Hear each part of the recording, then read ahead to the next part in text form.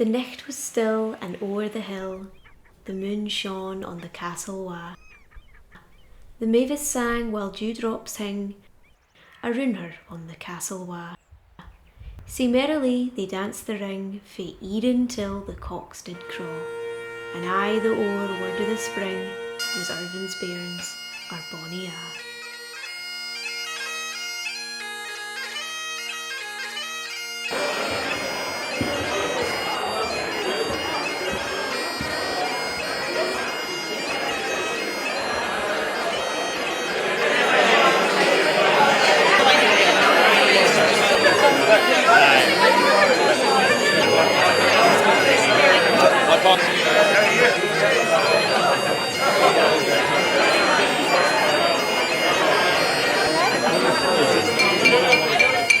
Welcome everybody to our biennial burn supper at Ardtornish. We're delighted to see everybody here, and we have a galaxy of stars this evening to address us in the habitual way. And canna eat, and some would eat that want it, but we have eat and we can eat. Say, let the Lord be thanked. Amen.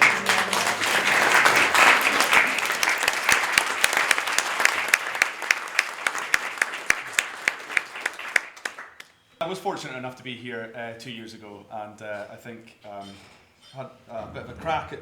I did Tam, and I think I did the haggis as well. So I was very much singing for my supper 2 years ago. So it's nice to be invited back to work again for Hugh.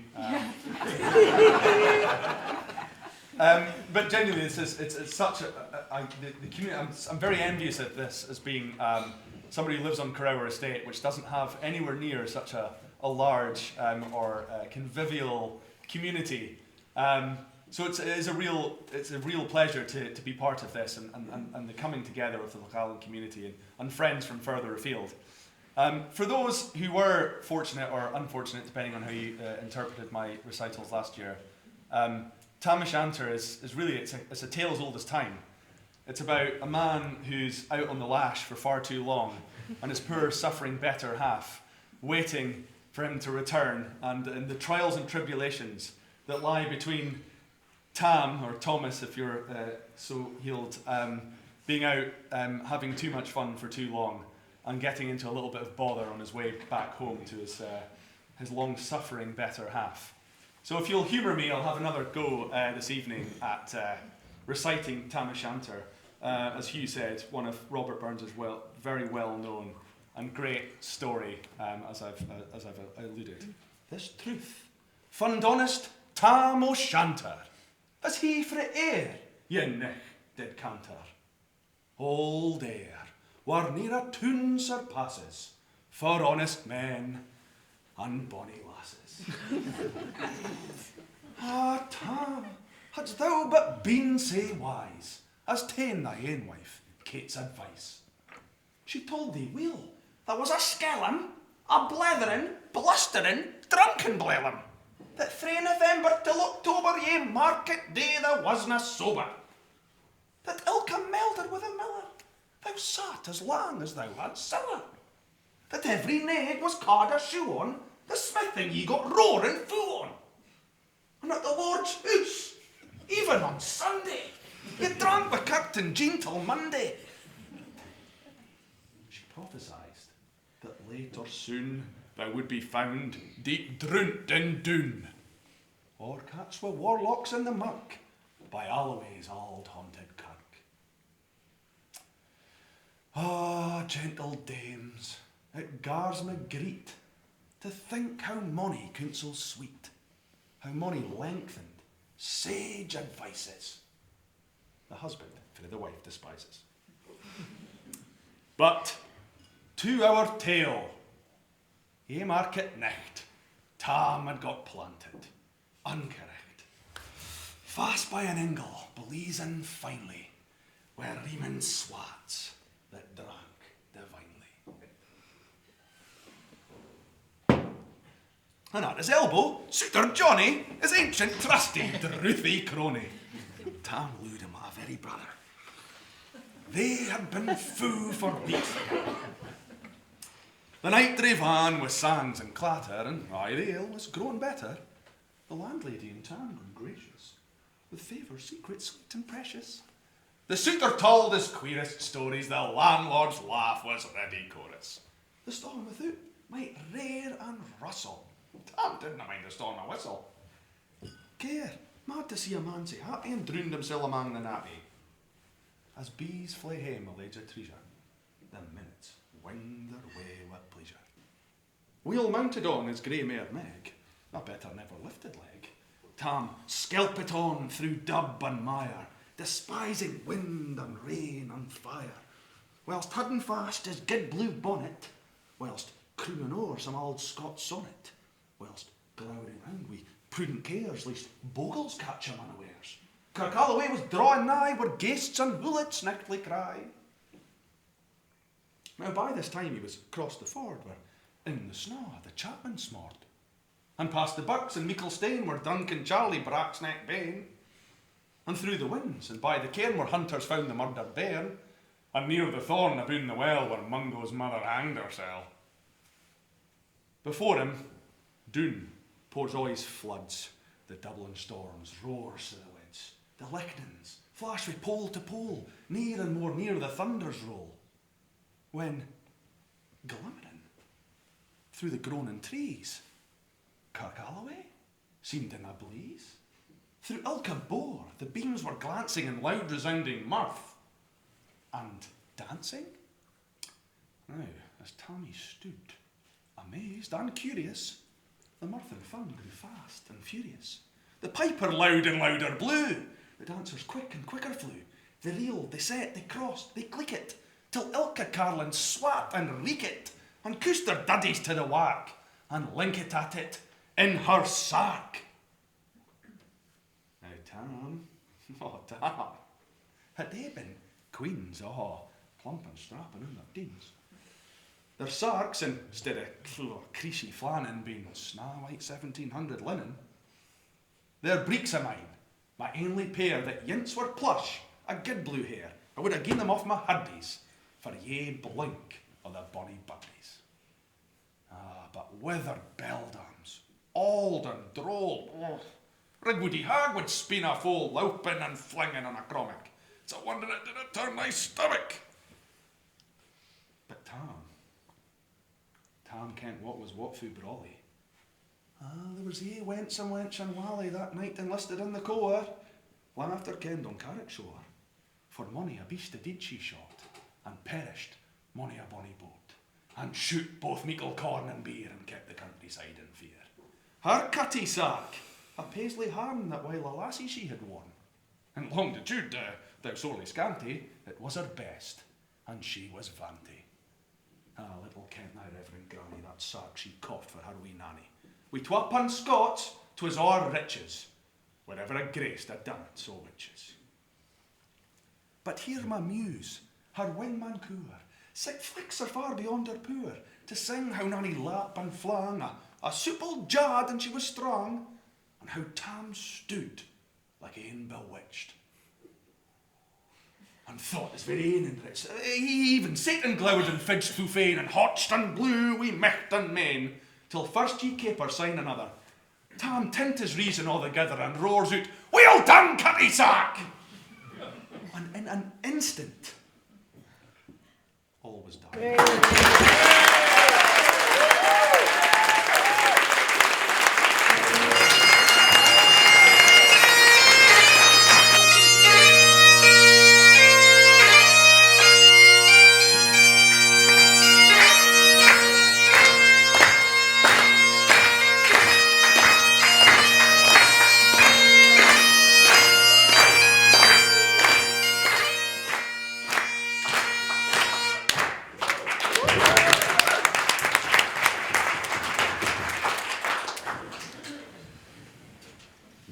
Fair fa your honest, sonsy face, great chieftain o' the puddin' race.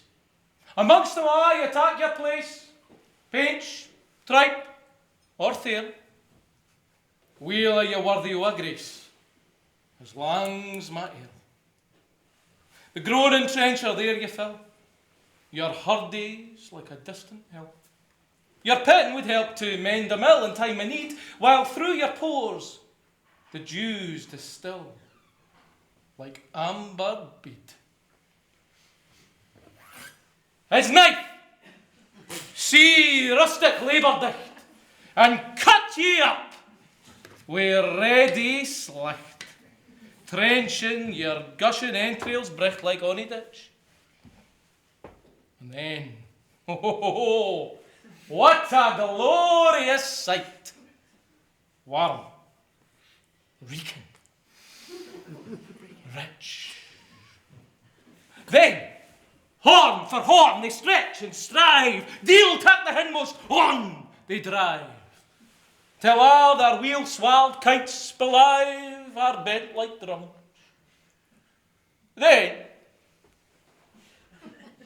old good man maist like to ride, bethink it, hum. Ye poors, what mak mankind your care, and dish them out their bill of fare. Old Scotland wants nae skinking whale that jupes and luggies. But if you wish her grateful prayer, gie her a haggis.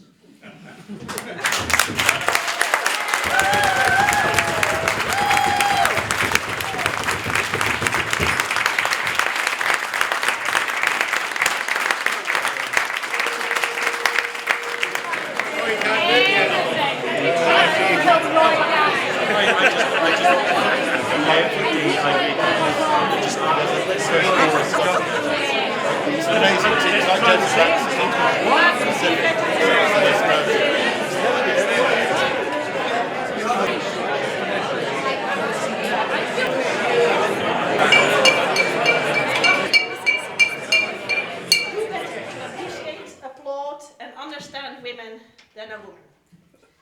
Burns' own attitude towards women was, by today's standards anyway, problematic. But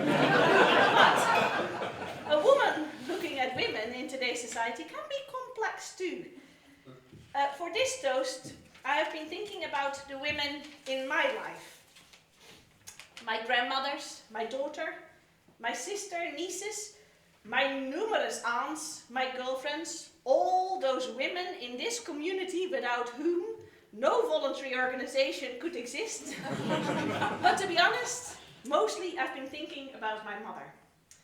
My story is unique yet at the same time universal. We all have mothers. It isn't easy to be a woman, even now.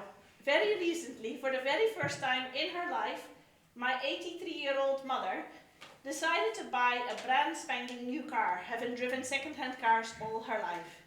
She did her research, she knew her budget, she knew what she wanted. But when she entered the showroom with her 82-year-old brother, the salesman ignored her entirely and he just talked to my uncle. I can assure you, my mother did not buy a car from that guy. She's been having lessons in English for nearly as long as I have been alive. My dad was a trade union man and the treasurer of our local branch. One evening he forgot that it was his turn to look after the children, and he had arranged a meeting. When he saw my mum leaving for her course, he had to quickly rearrange the meeting so it would take place at home. For years after, his fellow union men made light-hearted fun of his feminist wife.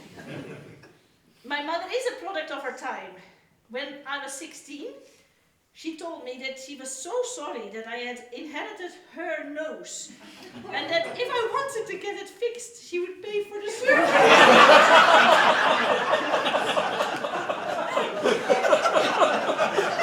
And just a couple of weeks ago, she told me that I had fat ankles.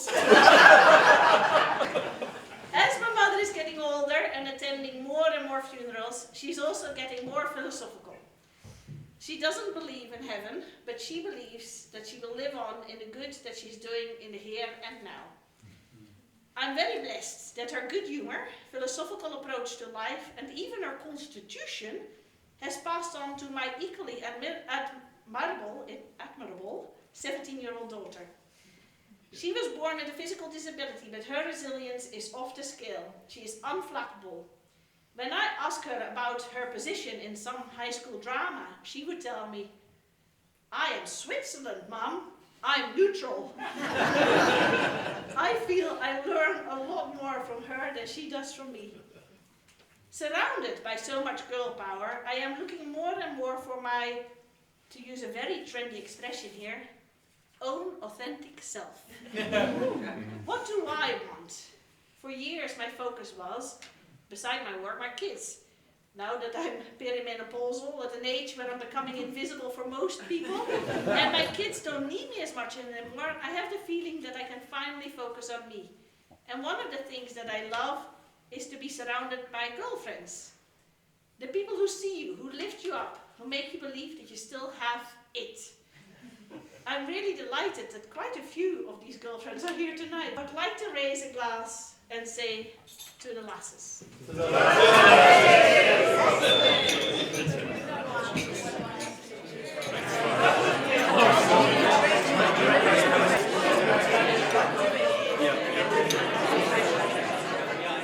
Most people, given a task like this, I've spent quite a lot of time reading up about burns, as you would. And by extension, it's got me thinking about the different relationships between men and women, women and women, men and women, men and men, all those different personal relationships that are forged eternally. It's a universal that we make friends with people, we have romantic moments with people, those things haven't changed. And it seems to me, thinking about that Burns, for all the lofty, romantic, true love, was a bit of a numbers guy. To be so successful, so often, with such a range of ladies. The lady that just came delivering a letter, whoop, one child. The actress, the high, the lovely Edinburgh grandees that he got on with. Now those are only the documented ladies. So I think we have to assume, not unrealistically though, or possibly more. Why? Why was he so good at this? Well, it seems to me he must have been the most fabulous flirt. Now, flirting, it turns out, is a universal activity. Not only is it a human activity, but apparently penguins offer little pebbles to a chick they have their upper arm. Seahorses knot their tails together in a little flirty moment. Then I couldn't resist. Bees do it, birds do it, even educated fleas surely flirt before they fall in love. In order for you to flirt, this has been proven by psychologists, it's going to work. You need to arch your backs, expand your chests, take up space, and be playful with the people next to you.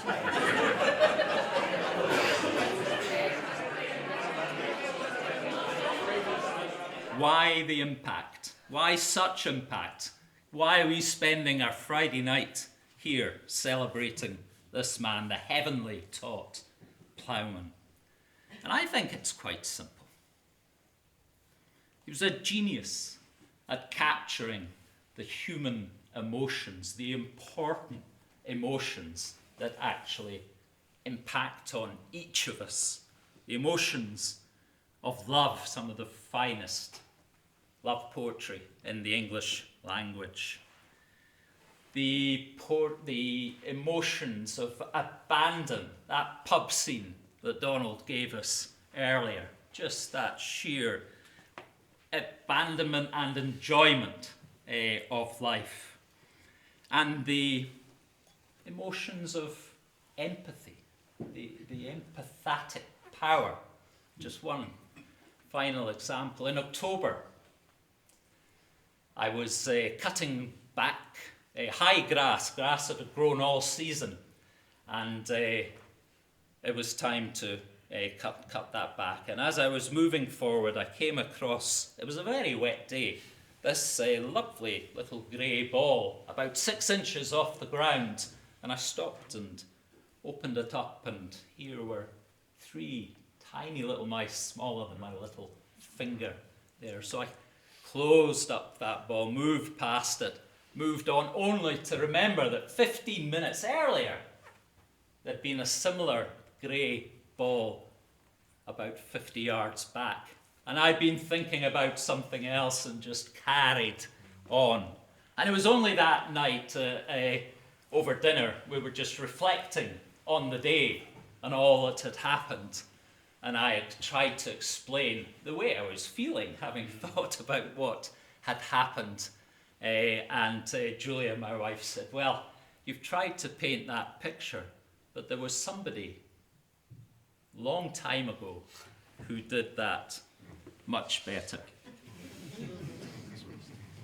To a mouse, on turning her up in her nest with a plough. Now each of us can come to Burns in our own way, and I think each of us will take something different. Burns himself, born on the land, was held by the land. And I think I can see in my own life that constant coming back to the draw of the land. Let's toast Robert Burns.